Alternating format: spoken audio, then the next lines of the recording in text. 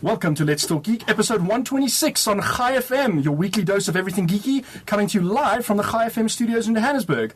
Today is our first official show on the Chai FM's new time slot, Thursdays from 7 to 8 on 101.9 in the greater Johannesburg area. If you're not in Joburg, you can catch our live video stream online at live.ltnet.tv or join us live in IRC chat, rc.ltnet.tv, and Chai FM also has online streaming options available. You can download an app called TuneIn, or you can go to the Chai FM website and tune into the stream there. You can tweet us at Let's Talk Geek, and we'll endeavour to answer your questions in the following week's show. I am looking at the Chai FM Twitter feed right now, so you can tweet us your comments or geeky tech-related topics that you'd like us to discuss right there. You can also SMS us, 34519. I'll repeat all this stuff. Once this information overload's over, we'll repeat it all, so don't worry about that. And with tonight being our first official show, we're going to take a bit of time to introduce ourselves and Let's Talk Geek properly to our new listeners on Chai FM. So let's start with the obvious question. What is Let's Talk Geek? With us tonight in the studio is LTG show host and founder, Tim Hock, to tell us a bit more. Thanks, Tim. Hi, good day. As you said, my name's Tim, and basically I'm an electronics geek. I'm studying electronic engineering, and I'm now a software developer. Let's Talk Geek essentially started a couple of years ago with the wireless user group. If you haven't read up about it, I would recommend there's both a Johannesburg and a Pretoria one. And basically it's a wireless network expanse. Many covers got together one day, one of the meets, and we decided to do an audio podcast. And if you listen to it, there's even a parrot going in the background. And from that, we then also decided to add video and stuff because we saw there wasn't anyone in South Africa that we were aware of doing it. And we just kept on growing from there. And then we added a couple more shows. So there's the possibilities. We did a sports show for a while. And we just kept on going and adding more shows as we went. Brilliant. The voice that you heard when we first started the show was me, Jan Vermeulen. I'm a telecommunications geek, I guess, is the best way to describe it. I'm a technology journalist at mybroadband.co.za, even though I have a degree in computer engineering. Why? Because tech journalism is the love child of my technical training and a deep-seated need to explain stuff to people. So, hey, some of us are cursed with weird passions. So yeah, that's so I'll be the one talking about all things telecommunications related: slow ADSL, fast ADSL, Seacom, 3G, all that stuff. Why are we still paying so much for voice minutes in South Africa? That sort of stuff. You can fire off those questions to me, and I'll be discussing stuff like that in the show. Also joining me tonight is Gerrit. Good evening. I'm Gerrit. I'm a mobile geek. I'm also a software developer at the moment, and I'm a lover of all things mobile. I'm a bit of an Android fan, you would say. I'm also into photography and as my hobby. And sadly, this is my first official show on Chai FM, but it's also my last show for LTG as a co-host. I am moving to the good country of Slopstad. Oh. But I'm not leaving you just entirely. I'm leaving you in the capable hands of Annie. Annie, that's your cue. Hi everyone, my name is Annie. I'm a space and sci-fi geek, and I am an engineer. And yeah, anything space or science related is my thing. I love it. And motorbikes, adrenaline, and unfortunately I love my BlackBerry too. That's okay, we won't hold that against you. Okay. No, mine is Greek cred. The LTG regulars may know me as the Mixer. Dun dun dun, the Mixer unmasked. No. So I will still be the Mixer, but we decided it was time for me to stop yelling at the guys from the corner and come on the show and yell at them here instead. So here I am, and I'm also married to Jan over there. Oh no. Now everything's out there in the open. Thank you for joining us, Annie. And just to be clear, Annie is mixing the video feed. We're in the very capable hands of Craig tonight. Thank you very much for doing the audio for us, Craig. It's very cool. So those of you who are tuned into the audio side of things, and as well, we should be pulling in the audio straight into the video. So everything should be nice, crisp, and clearer than normal, hopefully. With that, we always start off our show after the lengthy introductions with a random. And our random for episode 126 is, on the standard 3x3 Rubik's Cube, starting from the original set position, the basic algorithm of alternating top rotation, side rotation, will return the cube to its original state in 126 moves. Mind blown. Cool. Yeah, indeed. We have some events coming up this week, courtesy of Johan Else, who couldn't join us in the live show today, but is behind the scenes taking photographs and making sure the video stream is up. And so The Croods is a new movie that Johan has seen from DreamWorks about cave people and discovery of some common things. 3D version is great, and seeing kids swinging arms at things coming at them just stays beautiful.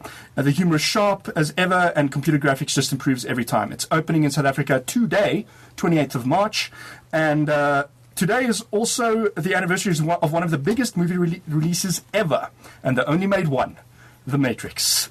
Thanks for that, Johan. And so with that, I think it's a great time to take a bit of a short break, and we'll be back right after this with the Quick Geek. Welcome back to Let's Talk Geek on High FM, and we're going straight into the Quick Geek. This is a little segment that has rules. We have to keep it short, sharp, to the point, maximum of 2 minutes per topic.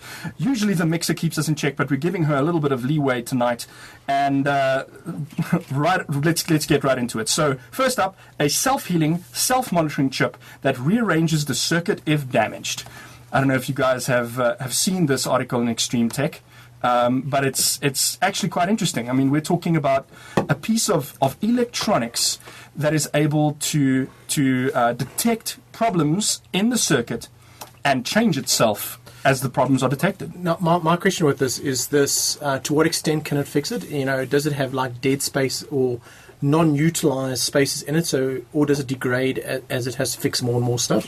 Because I know most circuitry actually does have some redundancy built into it, just to make sure in factory defaults and stuff that it keeps on working. All right. So apparently, just some. Yes, I mean you make a valid point.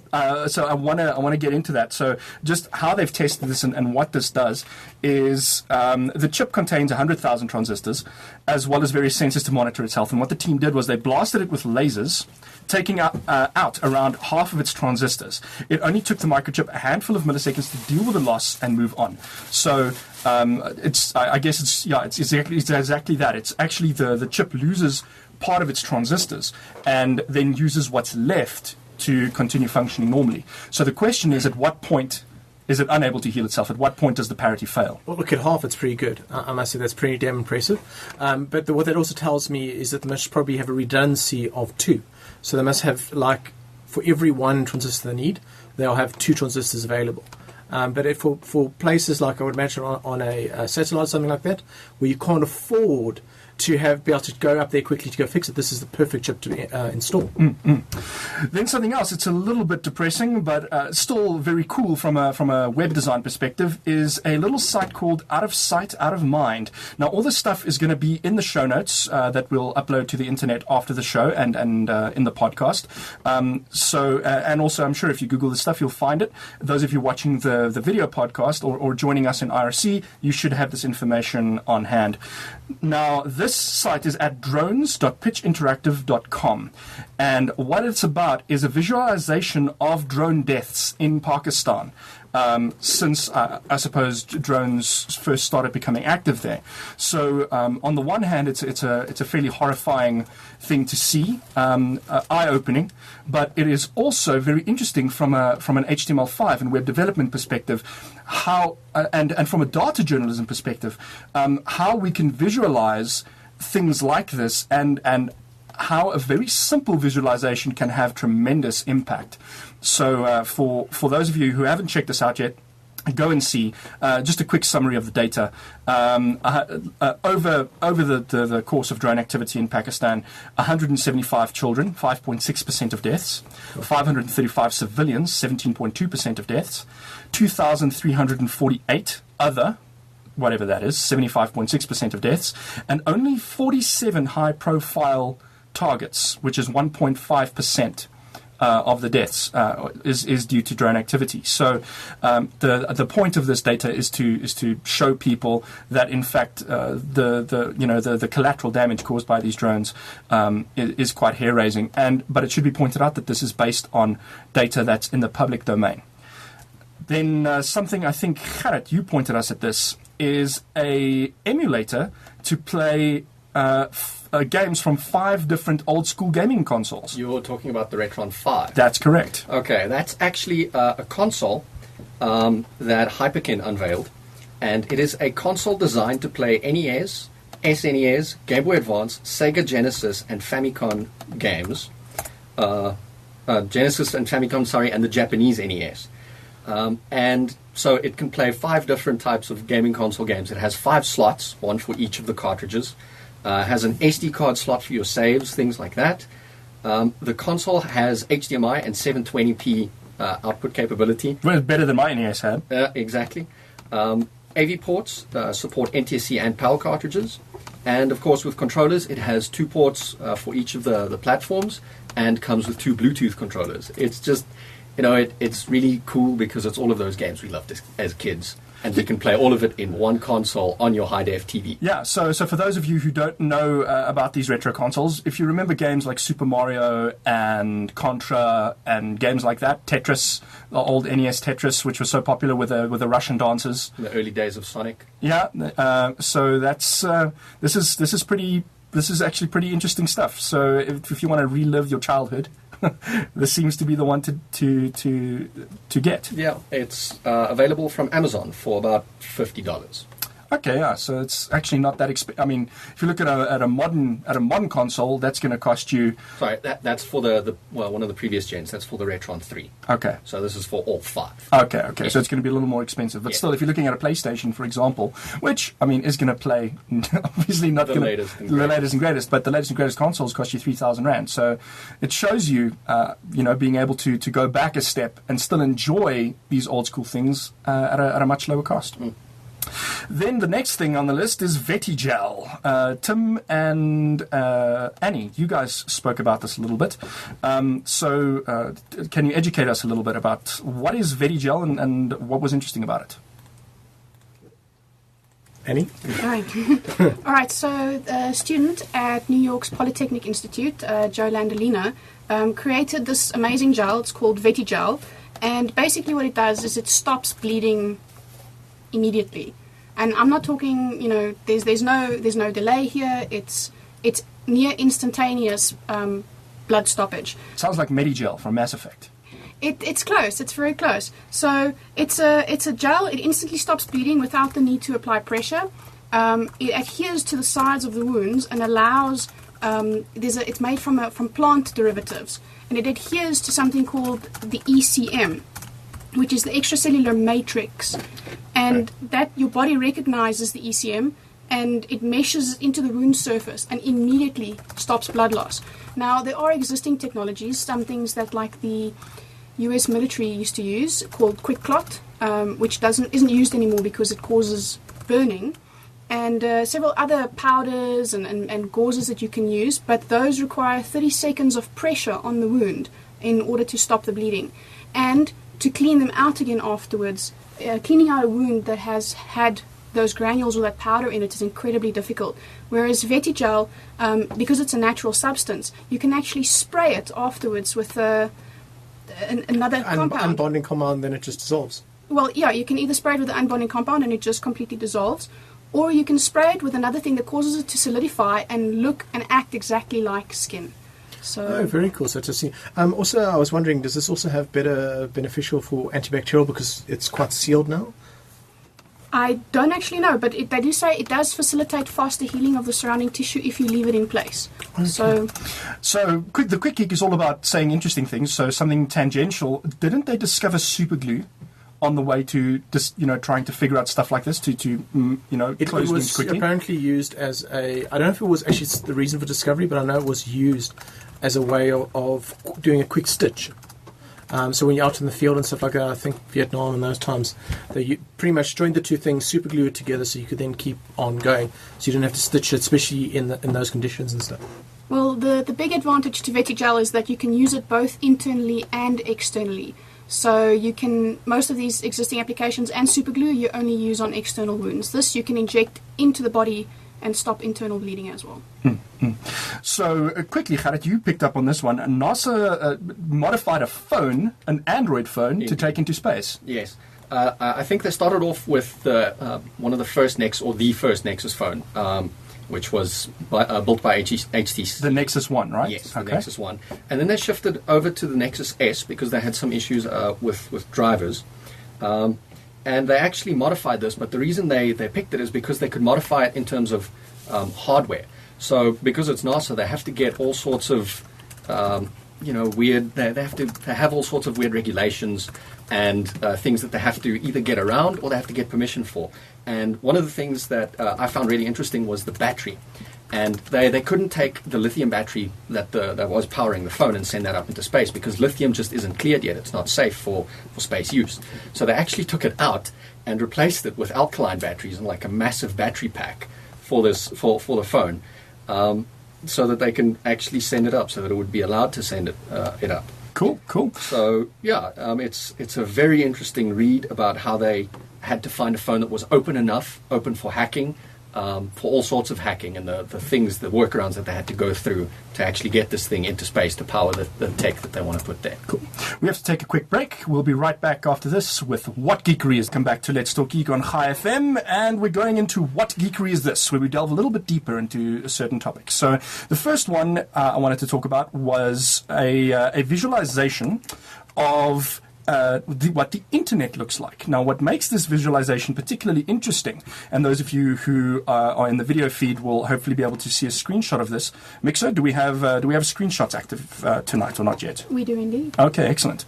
So what makes this interesting is that a hacker actually climbed into people's devices, mobile devices, into their PCs, that sort of thing, and mapped internet traffic across the world over time, amongst other things. He also mapped out the whole IPv4 address space, and so he's got this animated GIF that he put together, which shows how the world lights up as it starts using more internet. And as the sun moves over the Earth, and sort of tries to establish trends. Whoa.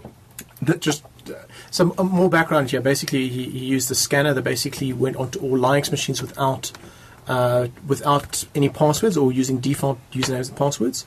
And what he's saying is his main thing is he touched nothing on the machine, just left a README file.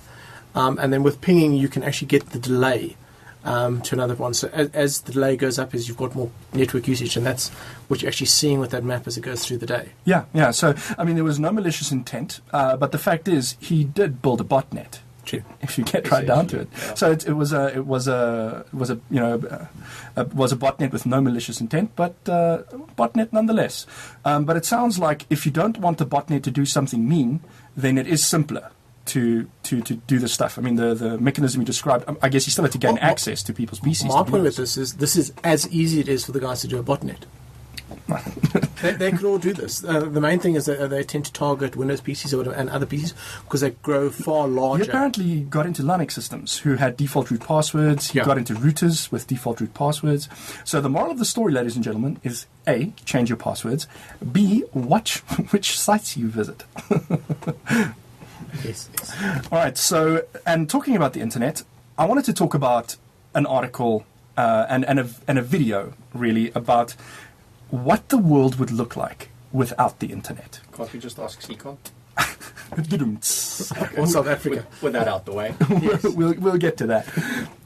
So what this is about? There's a video, and it's meant to be a tongue-in-cheek jab at what the world would have been like without the internet, and this video makes it look like actually it's not so bad. All of a sudden, they've got this guy who looks like a slob behind his machine, and so he's like, man, the internet's so slow. Thank you, Seacom. And I wish there was no internet. And so this PC comes, like the ghost of internet past pops up and says, okay, let me show you a world without the internet. And this guy looks at it and he's looking fitter because he's jogging during the day and in the morning. And he actually has a social life with his friends, and things are actually pretty good until the very end of the video. I don't know if you guys have seen this. No. All right, so at the very end of the video, Annie is nodding her head. It's actually very sad. This happens in our house a lot. Annie, maybe you want to explain to everyone what happens and what happens in our house. Should we really spoiler the video? Yes, we're going to spoiler the video. If you don't want it spoiled, close your ears. Okay. So basically, alternate him, who grew up without the internet, meets a very nice girl, falls in love, all happiness, and they basically get together. And they want to watch a movie. Let's not say which movie. They want to watch a movie, and she gets a fact completely wrong. I think you should tell the story. All right, so, and perhaps this is the outcome of it. I think we're just an example of what occurs. Exactly. The bottom line is that what the internet has given us is an easy way to resolve arguments. So if somebody comes up with a completely wrong fact and you say that's wrong, you quickly whip out your smartphone, you Google it, and you've got immediate proof on Wikipedia that in fact they are wrong. So unfortunately, things end badly. I don't want to say anything else about the movie, about the little movie, but I mean that is the one thing that this hyperconnectedness has given us is it's made it possible for people to be incredibly informed. And while the movie puts a pretty negative spin on it, that's not necessarily a bad thing. You know, even though people do tend to spend more time in front of their computers rather than out jogging, that is up to them. So, I mean, nothing stops you from getting up and going for a jog. There's also some of the modern things where they're doing the walking desks or the standing desks to start. You know, society has changed quite rapidly, and we haven't quite evolved and worked out ways of dealing with being in front of PCs all the time. But the things are emerging. And the thing that I was talking about is the walking desk, where basically I've got a treadmill underneath the desk, and it's proving to be incredibly beneficial. It gives you the exercise while you're still busy walking in front of this. And now you've got all the attachment and all the other benefits of having the computer in front of you. Yeah, and one of our favourite authors, actually, Gerrit, John Green. Yes, John Green. Actually has a walking desk. I don't know if... He swears by the walking desk. He's done entire podcasts on the walking desk. It's crazy. Give me a couple of months. I'm in the process of trying to organise and set one up, and I can let you guys know what it's actually like. Okay, that'll be great. And then when you've done that, you can just pass a recommendation on to my boss. I've been trying to sell this for a while. Then, on a related note, I will put this in the show notes. There's an old article from the old Escapist magazine. Now, the Escapist magazine is a gaming website, but before it was the gaming news website it is today, it was a website trying to promote long-form gaming journalism, and they wrote really, really good pieces on there, and one of them is called Shaman. And it's also envisioning a world where there's not no internet, but a world where the money won out, the military-industrial complex, if you will, and only the very rich or the very powerful have access to this global network. And so this article imagines that. Very, very interesting read as well. So maybe to put you guys on the spot a little bit, I mean, what do you think would have happened? I mean, we're seeing a struggle with monetizing content on the internet and that sort of thing, and we'll get to that later, hopefully later in the show as well. Is it a good or a bad thing that the internet is so open? It's difficult to police. It's difficult to monetize. Did we take the wrong tack? I'm pro that it's so open because all the innovation, all the amazing things we've worked on all came out of that. And you can actually see as it's becoming more monetized, less open, the innovation is slowing down because that small guy in his backyard, instead of having a billion people trying to come up with ideas, as it's becoming more monetized and harder to get in, you're shrinking the pool of people who can come up with ideas. And that just shows you, survival of the fittest. The larger your population is, the better it is, and the smaller it is, the worse. It's also not necessarily just more monetized, but also companies finding ways to almost become a monopoly in the space that they operate in and making it very difficult for smaller players to actually gain access to join them or to compete in that same industry, whatever it is. And that's also something that you see with the way that we're trying to lock things down on the internet, where the openness has allowed us to do a lot of experimentation very quickly and see what works and what doesn't. Cool. My answer is a little more on a practical scale. As soon as you restrict access to something that people want, there's going to be a black market. I guess, but imagine the internet was not free and open and people did not get used to it like from it the is beginning. in some countries. I guess that's fair, and that people are finding ways to access it. So, very good point, Annie. I wanted to move on. So, Seacom and easy downtime. What's happened? In case you didn't notice, there's been a major outage in internet access, and people in Africa in particular are feeling it. And if you're watching our video stream, you might have noticed a bit of stuttering. And we are streaming to an international server at the moment, and then you're pulling our video feed from the United States. So if there is a bit of slowness, well, it could be us, it could be you, but the fact is that because of the outage on Seacom, we're all affected. So here's a short version of what happened, and then gentlemen and lady, you can all pipe in. Basically, the Seacom reported that a massive spate of cable cuts happened in the Mediterranean Ocean, and it brought pretty much all their capacity to its knees. Seacom then worked to firstly find out what was going on, secondly to get restoration capacity on the SMW4 cable in the Mediterranean to move their customers onto that so that people could still serve their clients, ISPs, Afriost, MWeb, Web Africa, and people who buy capacity from guys like Internet Solutions and CX and Neotel for that matter, they are all affected by this in some way or the other. The degree to which they're affected is really just about whether they've got capacity on a cable that does not run along the east coast of Africa, such as WAX. SAT3 is another example of a cable that runs on the west coast. And now, yesterday, I don't know if you guys saw this, the SMW4 cable went down. And today, they actually hauled a bunch of divers out of the ocean, the Egyptian military, and found them sabotaging cables to landing in Egypt. I still want to know why. What I was actually wondering today, and I posted this on Google+, so if you have me on there in my tech circle, then you'll see the post there. What I'm actually wondering is it possible to get some sort of cascading failure from cutting a single cable like that? No. Is it at all possible? No. Is that maybe for what they were going? Is it possible to get maybe a more localized outage? Well, yes. If you've got one cable going in and you cut that cable, yes, it goes down. But as long as there's a route into the cable, due to the way the internet works with BGP and the it might take a couple of seconds to auto reroute, but it will just that's one of the really cool. It's the whole idea behind IP, and what it was designed to do is to be self-healing, and it does. The only time where you have big problems like this is when the guys have gone and hard-coded the routes in and not used BGP, and you can see that some of our ISPs, where all of a sudden this went down. They said we've got redundancy, but these weird things that suddenly disappear on the internet. That's a hard-coded route. Somebody's gone and manually done it, and it's not auto-failed over. And the worst comes to worst, there's always satellite. Yeah. So if the fiber to your country is cut, it's not ideal, but you can bounce via satellite to get out the country, to get internet connectivity up in the country. And for a long time, in fact, in South Africa, cast your memories back. Internet Solutions used to offer cheaper bandwidth, interestingly enough, on a satellite route. Now, the latency was high, but at least and this was on your ADSL account. So while it looked like you had wireline coming into your house, your latency remained high because your backhaul bandwidth was on satellite, but it was cheaper. And so a lot of people actually opted for the cheaper data connection through Internet Solutions over satellite rather than a fiber route. Nowadays that's just, satellite is more expensive. Fiber is cheaper. There's just no way for satellite to compete on price. But when it comes to not needing a physical cable to connect you from one place to another, satellite is great. Yeah. Tim, you brought this up while we were discussing the show for tonight, and Google image search and Google's new info boxes.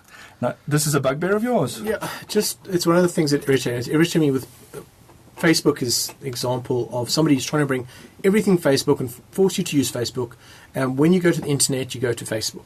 And it's that whole thing about closing off the internet and making sure all the revenue goes to Facebook eventually at the end of the day, or they take a percentage of it.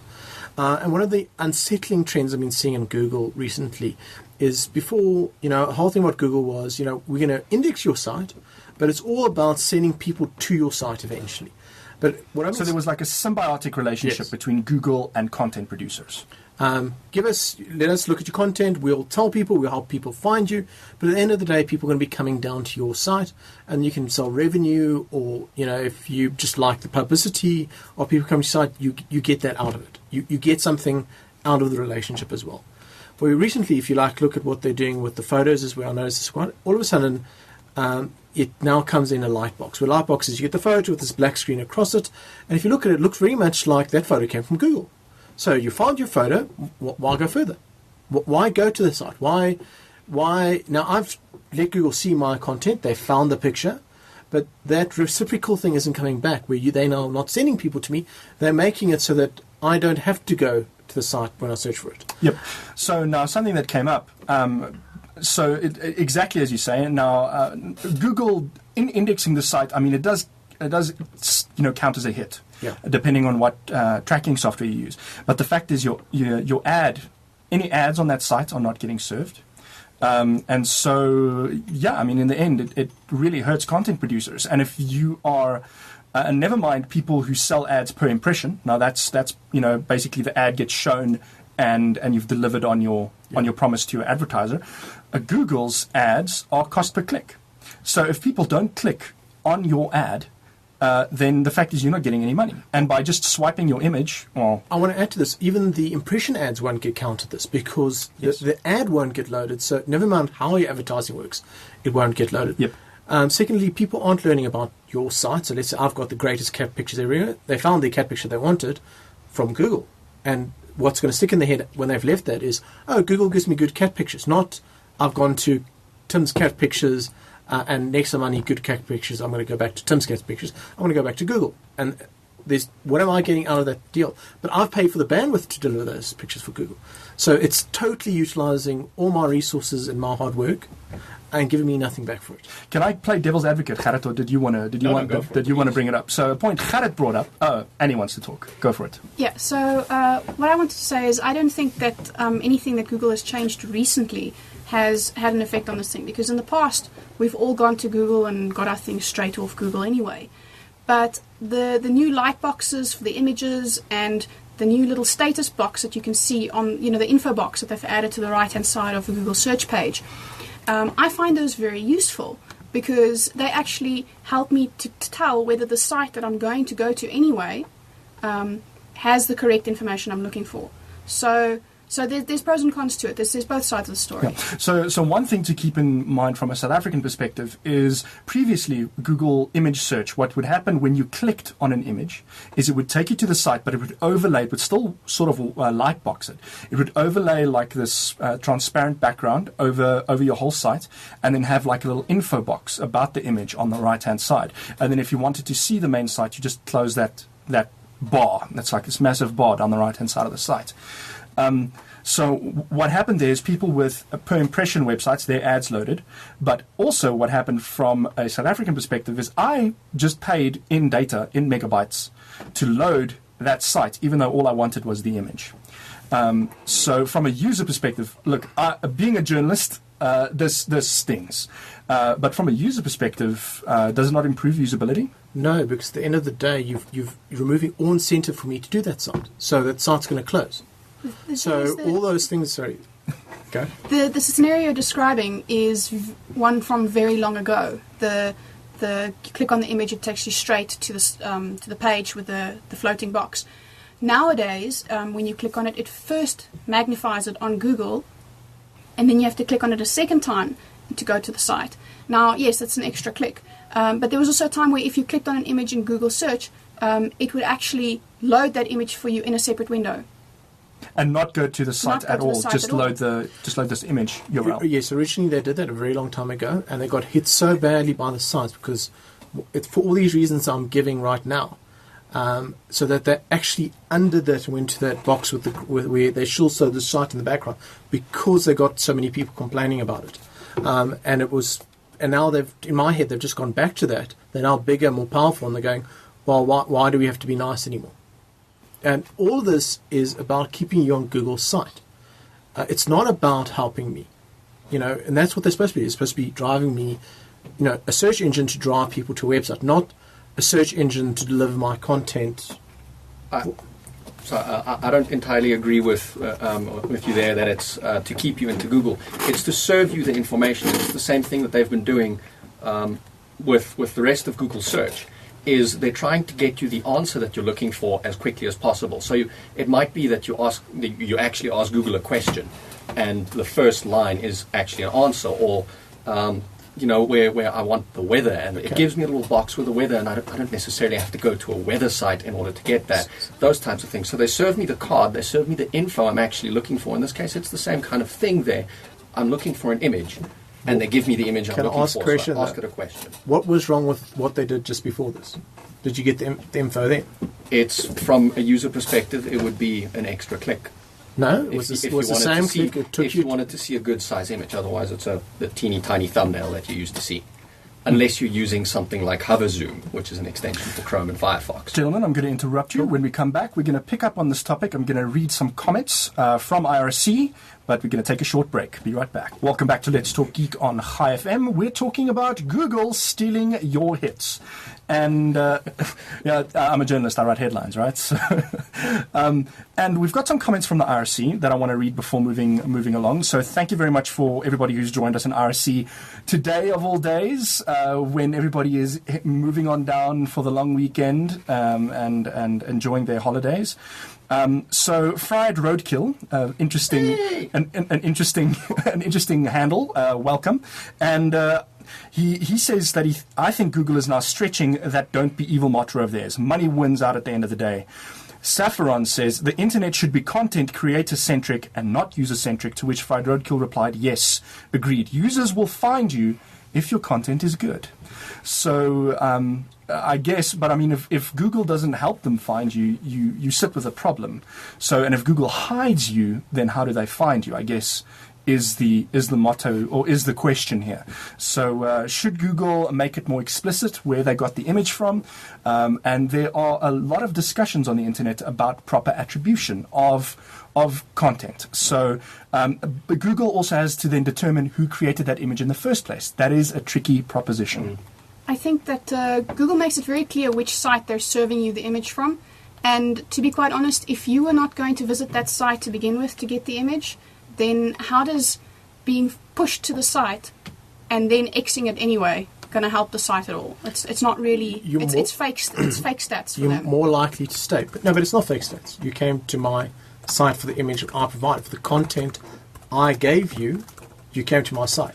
So what you're saying is, I must give you the content, but you're not willing to give me anything back for that. What is that click really going to mean to that website if you just went there to steal the image and then moved away what you've basically said is, I must just close my site down and you won't get the image because I'm getting nothing out of it. I see your point. I'm going to stop it right there and move us swiftly along to something that should interest all you frequent air travelers out there. Now, in the United States, the FAA is reviewing policy on using certain electronics during takeoff and landing. So, Gerrit, I think you found this article, or at least you expressed interest in this article. What exactly are they talking about revisiting? Okay, so in the US and in South Africa, it's pretty much the same. We'll talk about South Africa now, so stick around for that. During takeoff and landing, you're not allowed to use certain electronics. Actually, I think most electronics. Cell phones, e-readers, tablets, none of those things are allowed. You have to turn them switch them off or put them into flight mode and put them away. And you actually, I remember you traveled to Cape Town recently and you complained that they made you stow your Kindle. Well, they didn't make me, but they would have if they actually noticed that. I have a cover for mine, so it actually looks like a book. But that's the thing, is there were people reading big hardcover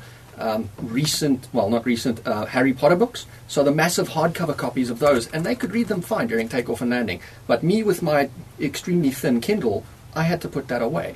And I can't see the logic here because my thing is as much offline at that point in time as that book is.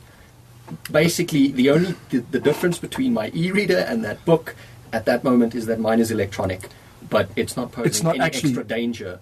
The book someone can beat you over the head with. I can do the same with a Kindle. It just probably will break. You don't actually emit a signal on that Kindle. Because it's still in flight mode. Just add things in there. Does it have electronics in it? It does. Are they on?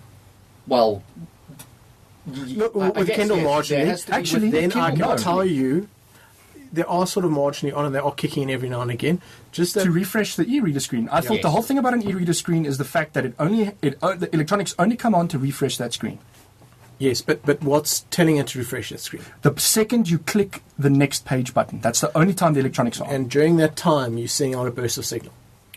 Also, on the circuit board. It doesn't actually radiate. No, it does. Also depending on which Kindle you have, because you do get the Kindle Touches, so they have a touch screen which obviously needs to be able to detect your touch input on the screen. Okay, but what airlines are concerned with is like what we are doing right now. We are broadcasting on a certain frequency. And so in order to mess with navigation systems, communication systems, you have to be radiating enough signal at a certain frequency to interfere with their equipment.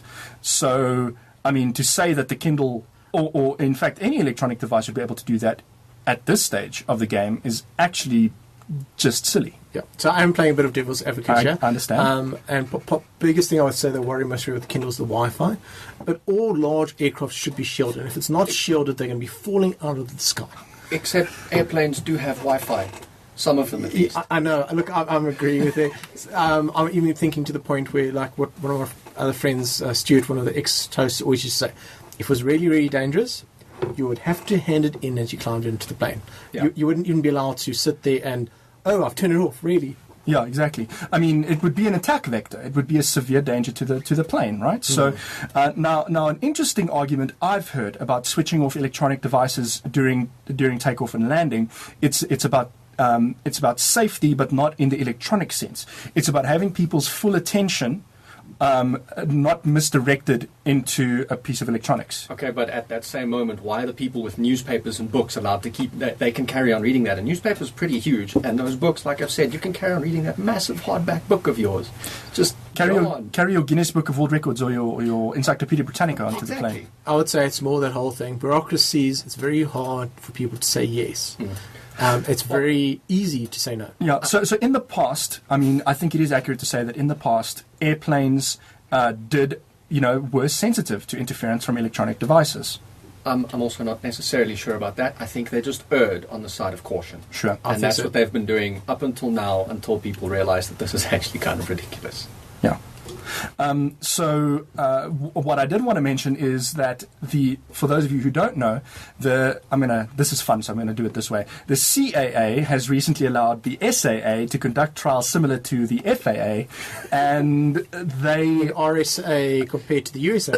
Indeed, and so it's actually allowed SAA on certain of its flights to let people continue using their cell phones and stuff, but not during takeoff and landing. So the FAA has taken it one step further, and hopefully the rest of the world's aviation authorities will also take this regulatory step to say, okay, let's give this a try. Let's see if it works, and then roll it out to the rest. So, if you don't know, in fact, it is not dangerous to use a cell phone in non-airplane mode on an airplane, and they are in fact allowing this on SAA flights, and I think they've actually allowed it now. No, it's still by request only. Mango Airlines also has permission for you to do that because they have in-flight Wi-Fi now. So we are getting there, slowly but surely. And if somebody tells you that it's interfering with the flight electronics, you can tell them that it is a physical, scientific impossibility. Because the reason I say that is because the frequencies that cell phone towers operate on and Wi-Fi are completely different to what airplanes use. Completely different. Maybe frequency harmonics is all that you're in cause. The beep beep beep beep you hear when you have a phone. That stuff might suddenly cause some avionics system to suddenly go, something's happening, and trigger something, and that's what they're worrying about. Yeah, perhaps, but I think if that were really a concern, as you say, they would have done something about it a long time ago. Yeah, so I don't think your phone would be allowed on the airplane if that were really a concern, because the truth is some people don't switch their phones even to airplane. Yeah. Also keep in mind that Johannes just stuck up his hand in the. So if anybody is looking for somebody to pick on an airplane, look out for Johan else. And one thing to keep in mind though is when it comes to wireless mics, which are very sensitive to this kind of interference, they operate also on the open bands, similar to Wi-Fi and that sort of thing. So they operate very close to the cell phone frequencies. So interference there, might be far more likely than, and it all depends on what the aircraft are actually using. So with that brings us to the end of the What Geekery Is This segment. Stick around for some fun and games. We'll be back right after this. Welcome back to Let's Talk Geek on High FM, and we never end the show on a negative note. You can always trust on that. So today we're going to be talking about Transistor, a new game from the makers of Bastion. And Gerrit, you picked up on this, I think, but I think we're all going to chime in on this because it's really, really cool. Yes. What's Bastion? Okay. Bastion it's a few years old by now. I think it's 2 or 3 years old. It is an action RPG, game. So it's a video game? It's a video game. It is cross-platform, though. It's on PC, Mac, Linux. I think they've moved to some touch devices, too. I think it might be on iOS. So it's on a couple of platforms. pretty much based on demand, as far as I know. They're not really letting anything hold them back. It's a really cool action RPG, though. Yes. It's one of the best action RPGs I've had the privilege of playing. It has a fantastic soundtrack as well, a great story, great narrative, actually, a great mechanism of telling that story. And so the makers of Bastion are moving on to the next project, and they've shown this off at PAX. PAX stands for Penny Arcade Expo, and it's an expo in the United States. It's a gaming expo, yeah. So they've shown off Transistor, and it's a similar art style to Bastion. So it's kind of, I guess, cartoony, and it looks drawn, kind of hand-drawn. It looks like they used the same engine from Bastion, which hopefully means that that's cut their development time, their development costs, all that a little bit, so that they can just focus on putting out game content. Yes. And there's actually a 15-minute unnarrated video up on YouTube of actual in-game footage. So it's the same engine, and it's with a different character called Red, and this really cool weapon called Transistor that she gets in the beginning of the game. And they also have, again, a very cool narrative mechanism with the Transistor actually doing the narration. And they have improved a bit. It's also still an action RPG. They've done something different with the combat mechanics, giving it a spin of turn-based combat mechanics. But you still have the normal action RPG like Diablo or like in Bastion, you know, your usual just hit things. Or Torchlight. Or Torchlight, yeah. But they've introduced this almost turn-based mechanism that you can use. And it looks really cool. And coming from Bastion to Transistor, I mean, they've already made this really amazing game. So I'm very excited for Transistor. Yeah, it does look really interesting. One thing, the game is more science fiction than fantasy, it looks like, is what they're going for. One thing that I'm a little worried about is the fact that that it's just going to be Bastion in a different setting. Mechanics-wise. So it might have a completely different story, different character. Like they've got a female protagonist now rather than a male protagonist. It's turn-based. I guess Which Bastion wasn't. Which Bastion wasn't, that's so true. They're trying a couple of... it's early days. So we'll probably see some other things that they're also introducing, a couple of new things. So they're building on the solid foundation of Bastion that people enjoyed. So they're keeping that really cool style of narration, or a style. So Bastion, for example, to just how the mechanics worked is you built this bastion, and and through that you unlocked abilities for your character, or bought equipment for your character, or whatever the case might be. So it's going to be interesting to see how they work in the RPG mechanics into Transistor. If it's going to be exactly like that, or are you going to be going back to a home base and just adding stuff onto your character there, and then going out and playing through an area and killing off baddies and picking up loot, and then going back to or are you going to pick up loot? Because in Bastion you never picked up loot, unlike most of these other click hack and slash RPGs. So it's going to be interesting to see what they do with Transistor. Do they mess with the formula, or do they give us what they know worked and what we loved, and give us a new story? With that, I would like to thank my co-hosts for joining me in tonight's show. Thank you very much for joining us on this Chai FM broadcast of Let's Talk Geek, our first official one. And Tim, tell people where they can find you. Twitter at Tim_Hawk. Pretty much there, just tweet me and I'll actually tweet you back. Otherwise, you can check out our wiki at wiki.altinet.tv. Great. Gerrit, where can people find you? You can find me on Twitter. I tweet at HawkieZA. That's HAWKIESZA. And if you want more of my social life, more of my accounts, about.me/HawkieZA. Great stuff. Annie, where can people find you? Best place would probably be on Twitter, at AnnieBugZA. Alternatively, I run the LTG wiki, the LTN wiki, so check it out. Cool. I'm Jan Vermeulen. I write for mybroadband.co.za, and I spend most of my online time there. But when I'm not at my broadband, I'm also on Twitter at JanVZA. I'm also on Google Plus occasionally. You can just search Jan Vermeulen, pop that into your circles, and be astounded by the deep insights I provide every now and again, or just a cool cat picture I found on the internet. With that, we wanted to leave you with an idea of the aesthetic behind Bastion, and to maybe get you as excited about Transistor as we are. And so we're playing out with a song from the Bastion soundtrack. It's by Darren Korb. The song is called Build That Wall. It is Zia's theme. Zia is one of the characters in the game. So with that, thank you very much for joining us. I hope you enjoy the song. I